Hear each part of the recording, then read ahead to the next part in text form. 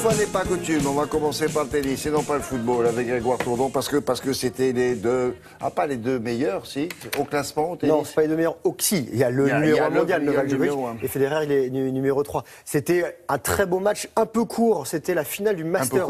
Un peu court, ça a duré moins d'1 heure et demie. Ah bon, c'était la finale. Le Masters, en fait, c'est ce qui conclut l'année. C'est le dernier tournoi de l'année pour ces champions de tennis. Et c'est Novak Djokovic qui reste le maître. C'est son 5e trophée à Londres. On regarde ce qui s'est passé hier. Le Serbe, donc Novak Djokovic, remporte son 5e Masters, le 4e d'affilée. Et face à lui, il avait le Suisse Roger Federer qui est en haut de votre écran. Et lui, Federer rêvait de soulever ce trophée pour la 7e fois. Mais le patron du circuit a été impérial. Il a dominé le numéro 3 mondial en 2-7, 6-3, 6-4 et 1h20 de jeu. C'était la 44e fois qu'ils se rencontraient. 22 victoires de chaque côté.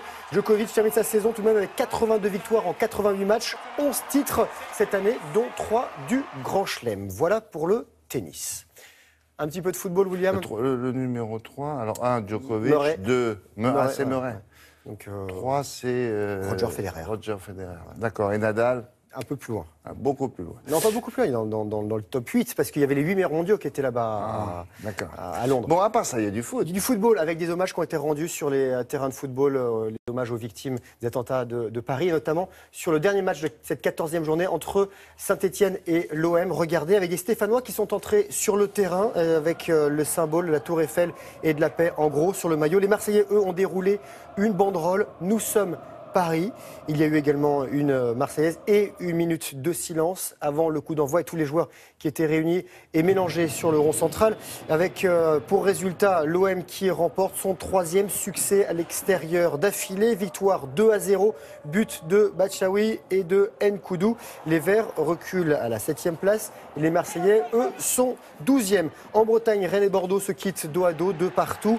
À égalité 1 partout à la fin de la première mi-temps, les Rennais reprennent l'avantage à la 75e minute par Grosicki. Réaction bordelaise quasi immédiate, 3 minutes plus tard par Contanto. Bordeaux 13e, Rennes 8e. Et dans les autres rencontres du jour, 0-0 entre Caen et Angers et victoire d'Ajaccio 2-1 face à Bastia. Et rappelons que le PSG, Lyon et Caen forment le podium de Ligue 1. Coupe d'Europe de rugby, William, avec la victoire de Clermont sur sa pelouse face aux Gallois des Ospreys, 34-29. Les leaders du championnat de France ont inscrit 4 essais, dont un doublé de ce garçon, David Stretzel. Premier match, donc premier succès dans cette compétition pour les Auvergnats. Toulon, de son côté, triple champion et triple dans du titre en rouge à vue rouge, écrasé par les London Wasps. Les Anglais s'imposent 32-6 avec 4 essais, dont un doublé du garçon qui est en dessous, là, qui s'appelle Huge. Voilà pour le rugby. On va terminer avec un petit peu de natation et la fin des championnats de France petit bassin.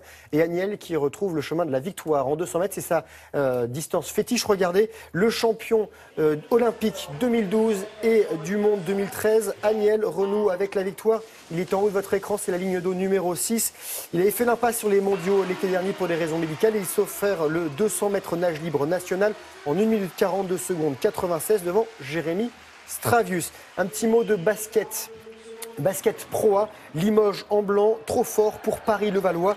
Limoges s'impose 84-62 et c'est son 5e succès en 9 matchs. Les Limogeaux 10e, Paris 14e, avec un parquet qui est très foncé, vous voyez qu'il était bien ciré, William. Chalon en blanc également, beaucoup plus clair ce parquet.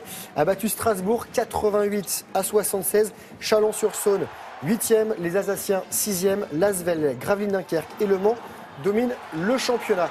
Et on va conclure avec un petit mot de hand féminin sur la scène européenne. Ligue des champions, Fleury-les-Aubrais en rose, les Françaises battues par les Hongroises de Ferencváros, 36-23. Bilan pour les joueuses du Loiret qu'on appelle les Panthères sur la scène européenne, 3 nuls, 1 victoire et 1 défaite. Voilà pour le sport aujourd'hui. Fleury-les-Aubrais. Merci beaucoup. Dans la